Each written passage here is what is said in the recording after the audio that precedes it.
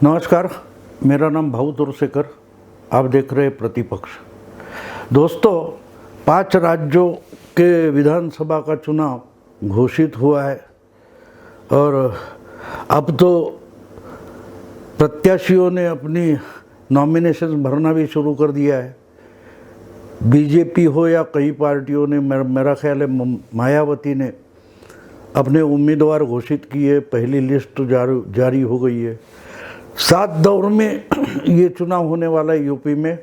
उसके पहले 2 दौर के जो प्रत्याशी है बीजेपी ने घोषित किए, मायावती ने पहले दौर के प्रत्याशी घोषित किए, बाकी पार्टियों के प्रत्याशी घोषित होना बाकी है।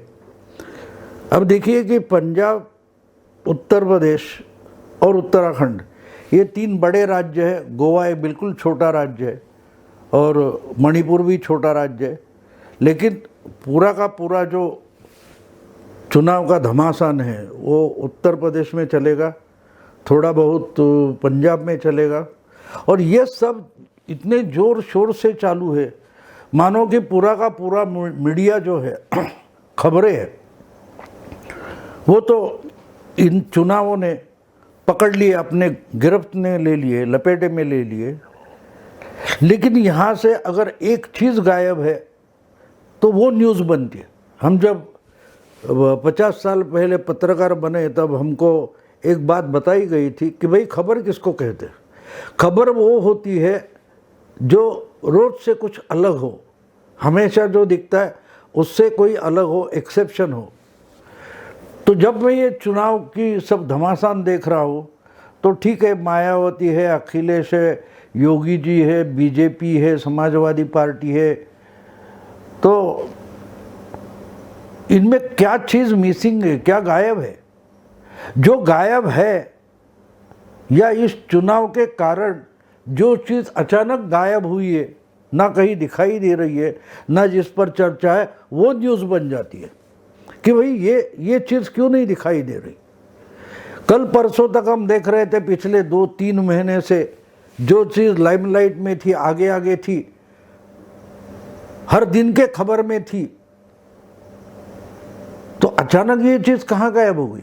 क्योंकि बोला जाता है कि उत्तर प्रदेश से ही होकर पार्लियामेंट का या देश की सत्ता का रास्ता निकलता है।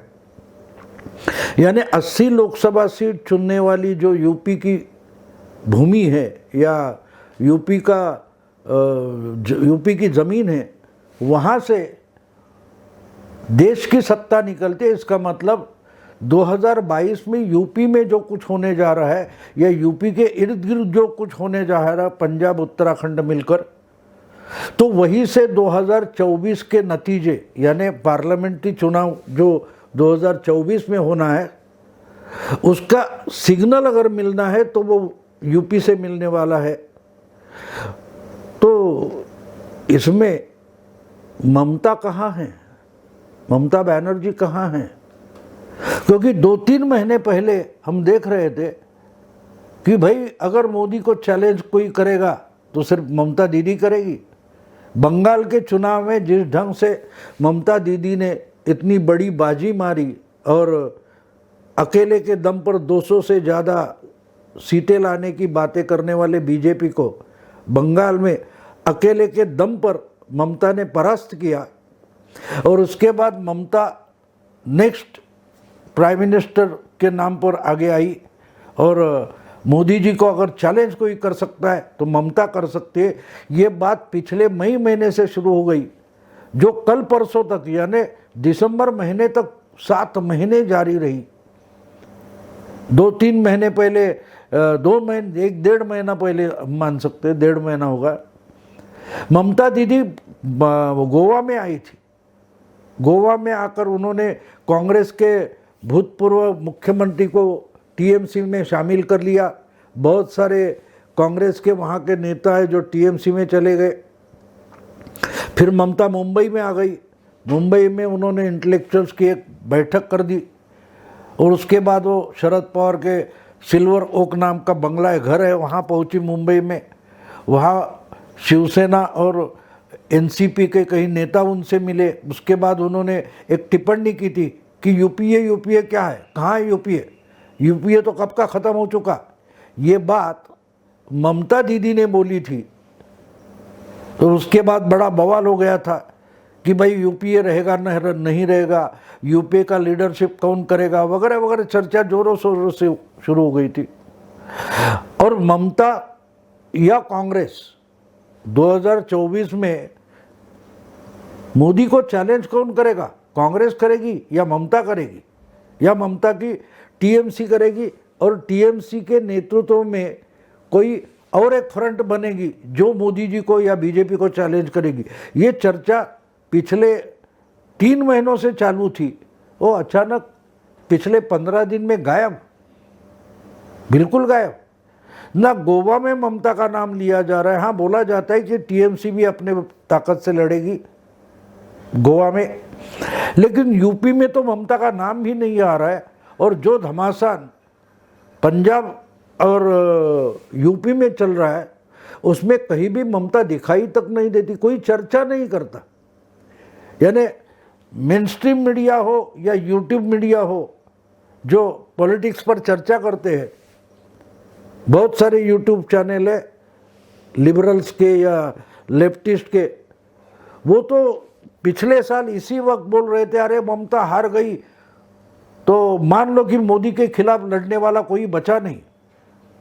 अगर मोदी से 2024 में लड़ना है तो ममता को जीतना ही पड़ेगा। ममता दीदी आखिरी तिनका है, यहाँ तक बोला गया। फिर अब 2022 के यूपी चुनाव से 2024 का रास्ता खुलने वाला है, तो उसमें ममता क्यों नहीं है, क्यों नहीं है? हाँ ठीक है, मैं मानता हूँ कि भैया मेनस्ट्रीम मीडिया है, लेफ्टिस्ट मीडिया है, वो या जो लिबरल मीडिया है वो ममता का नाम नहीं लेता है तो कोई बात नहीं, लेकिन ममता भी क्यों चुप बैठी है, इसलिए ये खबर बन जाती है दोस्तों, इसलिए ये खबर बन जाती है। अच्छा, और एक बात देखिए, सिर्फ ममता गायब नहीं है, अचानक प्रियंका गांधी भी गायब हो गई। अचानक किसान आंदोलन चल रहा था और यूपी के सबसे बड़ी पार्टी जो बीजेपी से टक्कर लेने वाली समाजवादी पार्टी, वो भी चुपचाप बैठी थी, मायावती तो कुछ बोल नहीं रही थी। तो राकेश टिक्के यानी किसान आंदोलन और कांग्रेस मिलकर ही लड़ाई चल रही थी। हाथरस हो या और कोई लखीमपुर खीरी हो, उसमें आगे कौन था? ना अखिलेश था, ना मायावती थी। आगे जो थे वो राहुल गांधी थी और प्रियंका गांधी थी, कांग्रेस थी। आज वो कांग्रेस कहाँ है? उसके बाद यानी किसान आंदोलन हट गया, यानी प्रधानमंत्री ने जो कॉन्ट्रडिक्शन बन गई थी खेती के कानून पर, वो तीनों कानून वापस ले लिए। उसके बाद जोर शोर से अगर किसका डंका बज रहा था तो वो कांग्रेस का था और प्रियंका गांधी का था। और क्या टैगलाइन बनाई थी पूरे मीडिया में, अगर चर्चा थी तो प्रियंका गांधी ने जो घोषणा बनाई, टैगलाइन बनाई, लड़की हूँ लड़ सकती हूँ, 40% आरक्षण महिलाओं को दिया जाएगा, ये तो प्रियंका की स्लोगन थी और उस पर पूरा मीडिया में वो टैगलाइन छा गई थी। अब जब चुनाव की तैयारियां जोर शोर से शुरू हो गए, प्रत्याशी अपने उम्मीदवारी का पर्चा दाखिल करने लगे, तो प्रियंका गांधी कहाँ है? अगर है कहीं भी, मुझे तो पता नहीं, मैं तो घर में बैठा रहता हूँ, न्यूज़ चैनल देखता हूँ, वेब पोर्टल जो है होते हैं न्यूज़ के वो देखता हूँ, वहाँ कहीं भी प्रियंका गांधी नहीं दिखाई देती। राहुल गांधी भी गायब है।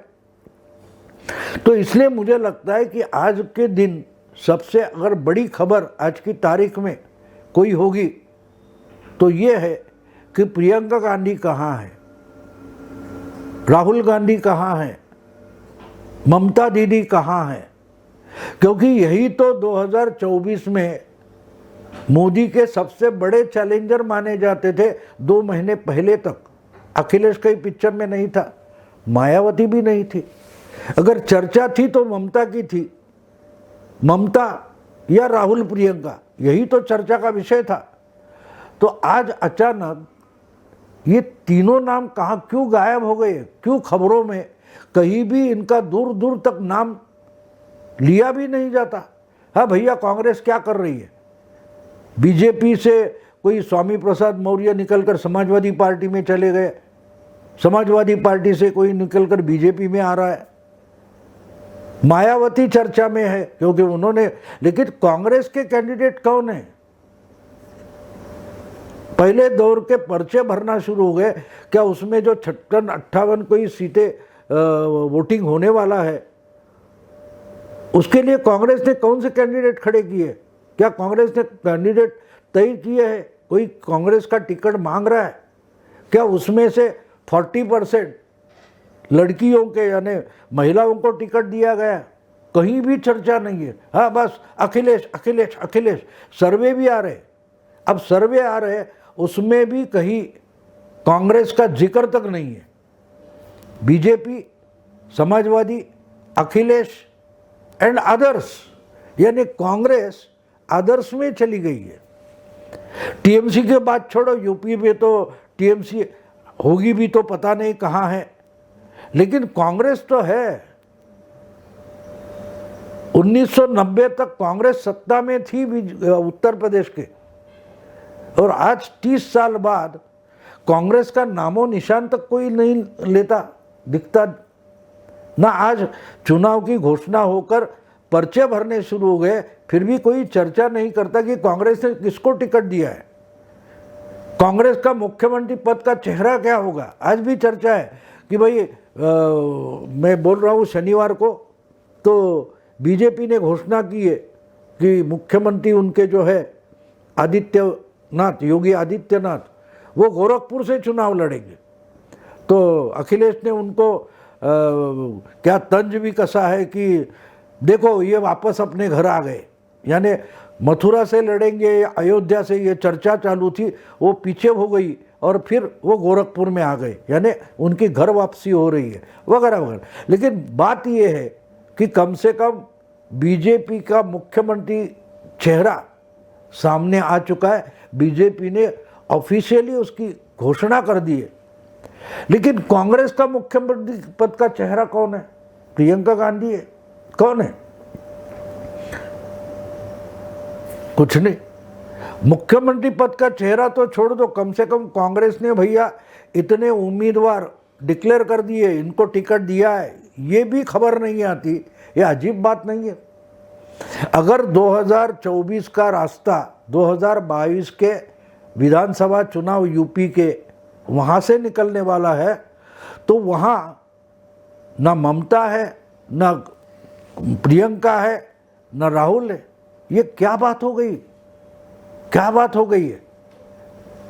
मतलब ये है दोस्तों कि जो लोग 2 महीने पहले तक ये जोर शोर से चर्चा करते थे 2024 की, यानी बंगाल का चुनाव खत्म होने के बाद और ममता दीदी ने तीसरी बार बंगाल जीतने के बाद जो ममता ममता ममता की आरती कर रहे थे, वो आज अचानक ममता को भूल गए। हाँ, बीच में एक बात हो गई थी कि जब ममता ने सीधे सीधे कांग्रेस को चैलेंज करना शुरू कर दिया कि यूपीए है कहाँ, और यूपीए है कहाँ ये सवाल जो ममता ने पूछा उसका मतलब ही सीधा था कांग्रेस है कहाँ। यानी अगर जीतना है, बीजेपी को चैलेंज करना है, तो बीजेपी को चैलेंज करने जैसी ताकत में कांग्रेस है कहाँ, या कांग्रेस के दोस्त है कहाँ, ये सवाल ममता ने पूछा था। अब उस वक्त ममता के साथ दिखाई देने वाले शरद पवार आज अखिलेश के साथ चले गए।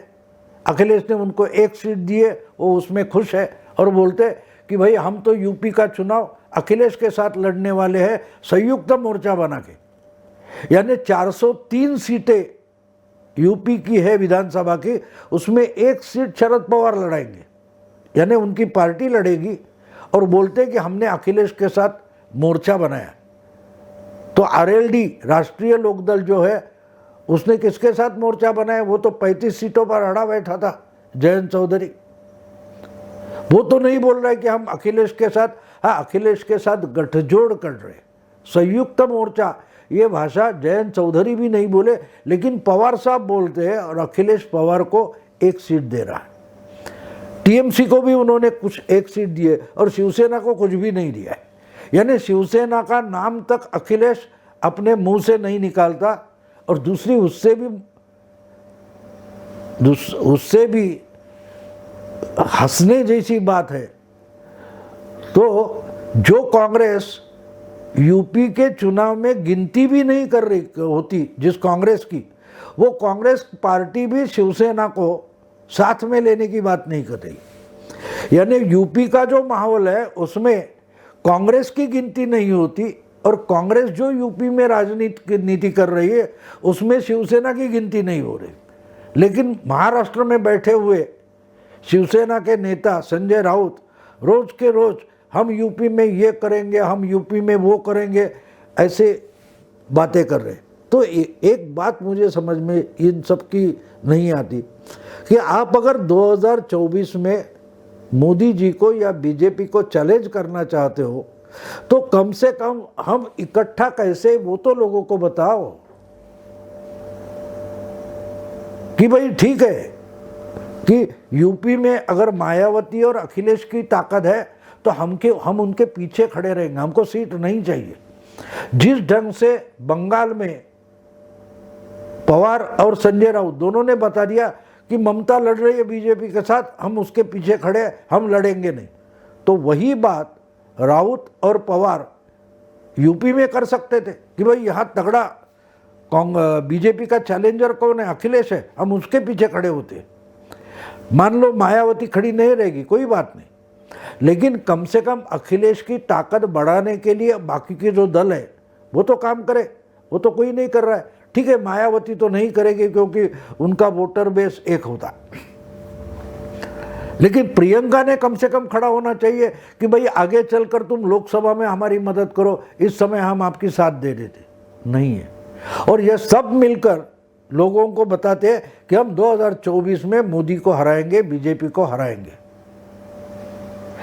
मुझे एक बात समझ में आई है कि ममता दीदी इसमें चुप है, ना इस तरीके से बोल रही है, उस तरीके से, उस तरफ से बोल रही है, क्योंकि वो इंतजार कर रही है। ममता दीदी चुप इसलिए है कि वो इंतजार कर रही है ये सब लोग यूपी में बीजेपी के सामने बुरी तरह से हार जाए।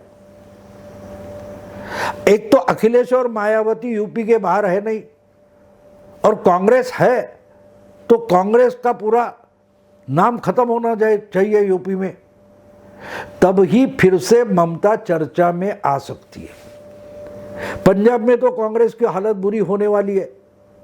बचा क्या? गुजरात, राजस्थान, मध्य प्रदेश, छत्तीसगढ़, थोड़ा सा झारखंड, थोड़ा सा महाराष्ट्र, बाकी कांग्रेस खत्म, थोड़ा सा कर्नाटक। तो ममता इस इंतजार में है, वो बोलेगी नहीं। ममता दीदी एक शब्द नहीं बोलेगी जब तक 10 मार्च का सूरज निकलता नहीं। 10 मार्च को जब चुनाव के रिजल्ट आएंगे और कांग्रेस खत्म हो जाएगी यूपी में, और पंजाब में दुबली हो जाएगी, और अखिलेश और मायावती की हार हो जाएगी, तब ये सब ममता को अलग रख कर जो बीजेपी को चैलेंज करना चाहते हैं वो पूरे के पूरे फ्रस्ट्रेट हो जाएंगे, वैफल्यग्रस्त हो जाएंगे। उस बाद ममता बोलना शुरू करेगी। इसलिए यूपी में और 5 राज्यों में विधानसभा का घमासान जारी है, फिर भी ममता चुप्पी साधे बैठी। देखते आगे चलकर क्या होता है। दोस्तों, आज यही रुकता हूँ। अगर ये वीडियो आपको पसंद आए तो लाइक कीजिए, शेयर कीजिए, दोस्तों को फॉरवर्ड कीजिए और प्रतिपक्ष को सब्सक्राइब कीजिए। नमस्कार।